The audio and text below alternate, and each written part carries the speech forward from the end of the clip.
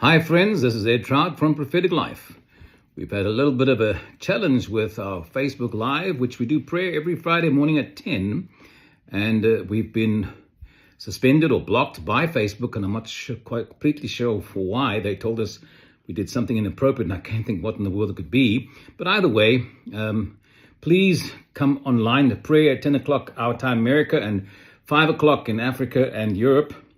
Come on live on this particular place, and from next week Friday we will continue on two new platforms. It's going to be Twitter. We're going to use Twitter and YouTube from now on.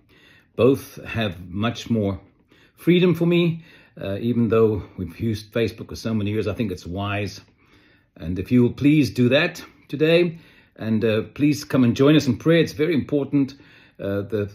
The absolute agreement of prayer is powerful. So I'll see you tomorrow. Today is Thursday. Tomorrow, Friday, the date would be the 15th or 16th? Yeah.